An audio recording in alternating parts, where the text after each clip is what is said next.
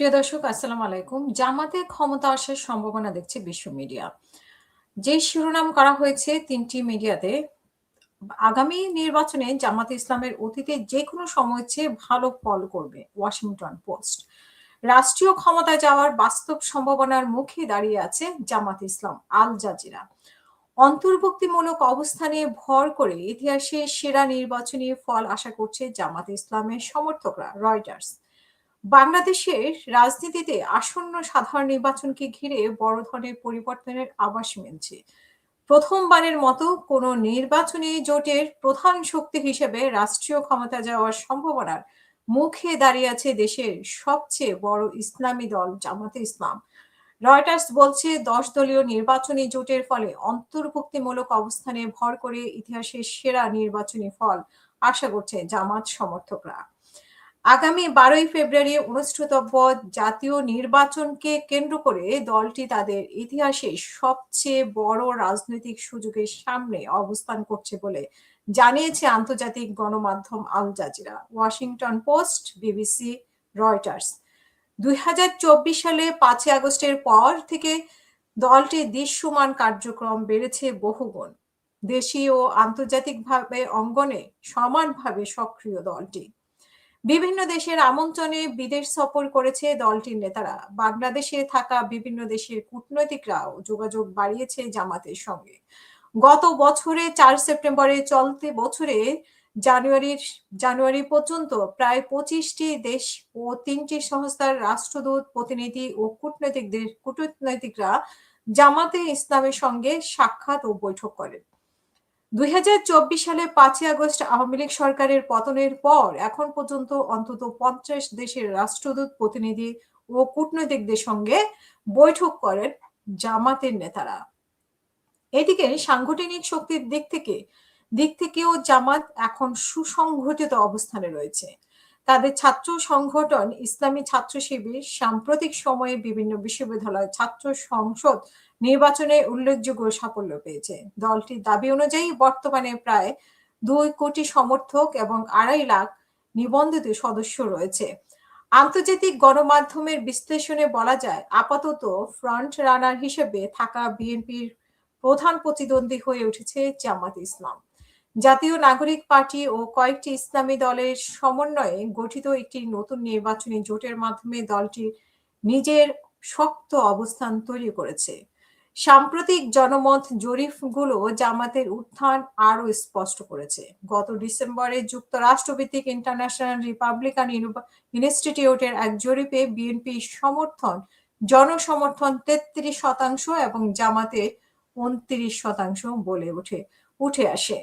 এরপর চলতি মাসে প্রকাশিত দেশীয় কয়েকটি সংস্থার যৌথ জরিপে ব্যবধানে আরও কমে গিয়ে বিএনপির সমর্থন ৩৪% ও ৭% এবং জামাতের সমর্থন ৩৩.৬% দাঁড়িয়েছে। বিশ্লেষকদের মতে জামাত যদি এবারে নির্বাচনে জয়ী হতে পারে তবে তা হবে দলটির জন্য এক নাটকীয় রাজনৈতিক প্রত্যাবর্তন। কারণ গত ১.৫ দশক ধরে দলটির কঠোর দমন পীড়নের মুখে ছিল। এই সময় মানবতা বিরোধী অপরাধের মামলায় দলটির শীর্ষ নেতাদের কেউ ফাঁসির দণ্ড পেয়েছে, কেউ দীর্ঘ কারাদণ্ড ভোগ করেছে। বিশ্লেষকদের মতে ১২ই ফেব্রুয়ারি নির্বাচন শুধু একটি ভোটাভুটি নয়, এটি হতে যাচ্ছে জামাতে ইসলামের জাতীয় গ্রহণযোগ্যতা ও রাজনৈতিক বৈধতা অর্জনের এক কঠিন পরীক্ষা। এই নির্বাচনে নির্ধারণ করবে দীর্ঘদিন বিতর্কের কেন্দ্রে থাকা দলটি তাদের সাংগঠনিক শক্তিকে আদৌ রাষ্ট্রীয় ক্ষমতায় রূপ দিতে পারে কিনা। এছাড়াও বাংলাদেশে জামাতে ইসলামের সঙ্গে যুক্তরাষ্ট্র বন্ধুত্ব চায়। বাংলাদেশের আসন্ন সাধারণ নির্বাচনকে সামনে রেখে এক চাঞ্চল্যকর প্রতিবেদন প্রকাশ করেছে মার্কিন সংবাদ মাধ্যম ওয়াশিংটন পোস্ট। প্রতিবেদনে দাবি করা হয়েছে, দীর্ঘদিন নিষিদ্ধ কোণঠাসা থাকা ইসলামপন্থী দল জামাত ইসলামের সঙ্গে সম্পর্ক বাড়াতে এবং দলটির সঙ্গে বন্ধুত্ব হিসেবে সম্পর্ক করতে আগ্রহী ঢাকার মার্কিন কূটনীতিকরা। মার্কিন সংবাদ মাধ্যম ওয়াশিংটন পোস্টের হাতে আসা কিছু অডিও রেকর্ডের বরাত দিয়ে এই তথ্য জানা গেছে। দেশটির এক কূটনৈতিক নারী এক নারী সাংবাদিকের সঙ্গে আলাপকালে কথা জানিয়েছে। প্রতিবেদন আরো বলা হয়েছে 1 ডিসেম্বর 2025 নারী সাংবাদিকের সঙ্গে এক রুদ্ধতার বৈঠকে ঢাকায় একজন মার্কিন কূটনৈতিকের মন্তব্য করেন যে বাংলাদেশের বর্তমানে অনেকটা ইসলামপন্থী ধারায় মোড় নিয়েছে। ওই কূটনৈতিক পূর্বাভাস দেন যে আগামী 12 ফেব্রুয়ারি নির্বাচনে জামাতে ইসলামের অতীত যে কোনো সময়ের চেয়ে ভালো ফল করবে। রয়টার্সের প্রতিবেদনে জানায় 1 দশকেরও বেশি নির্বাচনী রাজনীতির বাইরে থাকা বাংলাদেশের সবচেয়ে বড় ইসলামপন্থী দল জামাতে ইসলামের এবার খোলস পাল্টে নিজেকে নতুন ভাবে উপস্থাপন করছে। আসন্ন সংসদ নির্বাচনের সামনে রেখে দলটি নতুন সমর্থকও টানছে। মুসলিম সংখ্যাগরিষ্ঠ বাংলাদেশে 2024 সালের আগস্টের অভ্যুত্থানে ফ্যাসিস্ট শেখ হাসিনা ও তার ক্ষমতাচ্যুত হয়। এরপর জামাতের নিজের রাজনীতির নতুন রূপ দেখানোর চেষ্টা করছে। পলাতক, মৃত্যুদণ্ডপ্রাপ্ত আসামি ও জুলাই হত্যাকারী শেখ হাসিনার দল আওয়ামী লীগে নিষিদ্ধ হওয়ায় জামাত তথাকথিত দুর্নীতি বিরোধী ভাবমূর্তি ও কল্যাণমূলক কার্যক্রমের পাশাপাশি কিছু বিশ্লেষণের ভাষায় তুলনামূলক অন্তর্ভুক্তিমূলক অবস্থানে ভর করে ইতিহাসের সেরা নির্বাচনী ফল আশা করছে। বিবিসি জানায় যে বাংলাদেশে বরাবরের মতোই কোনো একজন শীর্ষ নেতাকে সামনে রেখে রাজনৈতিক দল বা জোটকে নির্বাচনী প্রচারণা চালাতে দেখা গেলেও জামাতে ইসলামের নেতৃত্বে গঠিত 10 দলীয় জোটে এবার সেভাবে কাউকে সামনে রাখা হচ্ছে না। ত্রয়োদশ জাতীয় সংসদ নির্বাচনে আনুষ্ঠানিক প্রচারণা 22 জানুয়ারি থেকে শুরু হয়েছে এবং দলগুলো ব্যস্ত সময় পার করছে।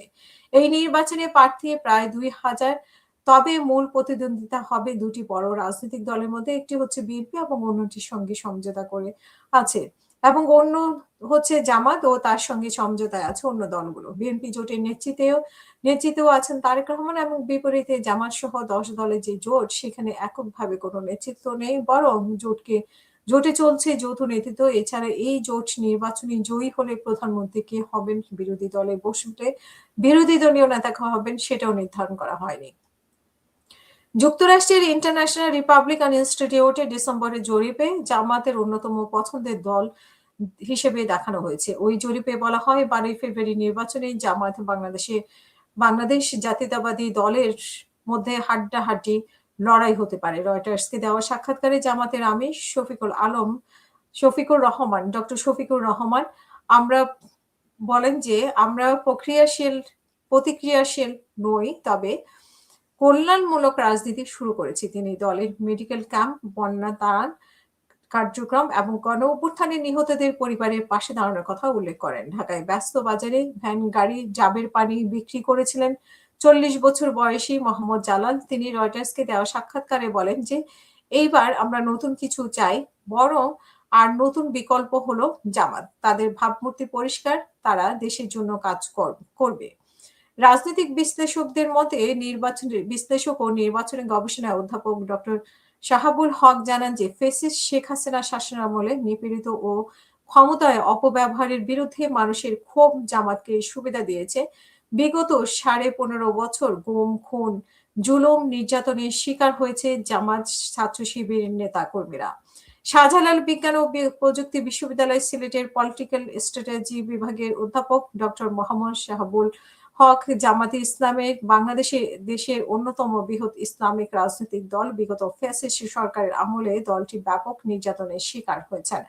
প্রথম সারির একাধিক নেতাকে বিতর্কিত যুদ্ধাপরাধ ইস্যুতে আওয়ামী লীগ সরকারের সময় ফাঁসি দেওয়া হয়। এছাড়া অসংখ্য নেতাকর্মী গুম, খুন ও নির্যাতনের শিকার হয়েছে। এসব ঘটনার ফলে সাধারণ মানুষের একটি বড় অংশ কাছ থেকে জামাতের সহানুভূতি অর্জন করছে। 2024 সালে ফ্যাসিস্ট বিরোধী আন্দোলনে জামাতের সক্রিয় গুরুত্বপূর্ণ ভূমিকা তাদেরকে আবারও রাজনৈতিকভাবে সামনে নিয়ে এসেছে।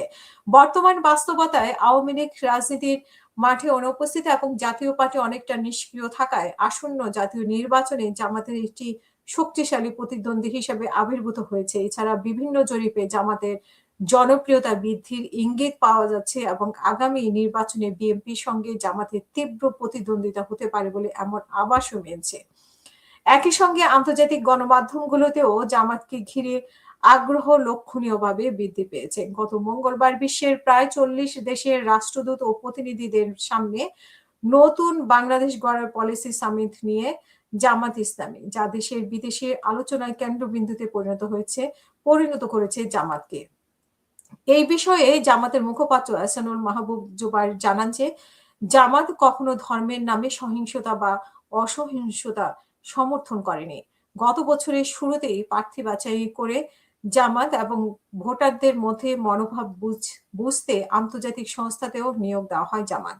গত সপ্তাহে দলটি ১৭৯ আসনে প্রার্থী দেওয়ার কথা জানায়। এর মধ্যে ৭৪টি আসন এনসিপি ও অন্যান্য মিত্রদের মধ্যে দেওয়া হয়েছে। জামাতের অন্যতম প্রার্থী গুম হওয়া আয়নাঘর থেকে বেঁচে ফিরে আসা ব্যারিস্টার মীর আহমেদ বিন কাসেম বলেন যে, এপ্রিলে জামাত আমার সঙ্গে যোগাযোগ করে তারা আমাকে তথ্য দেখায়। সেখানে বলা হয় যে মানুষের পুরনো দলগুলোর উপরে বিরক্ত এবং পরিবর্তন চায়।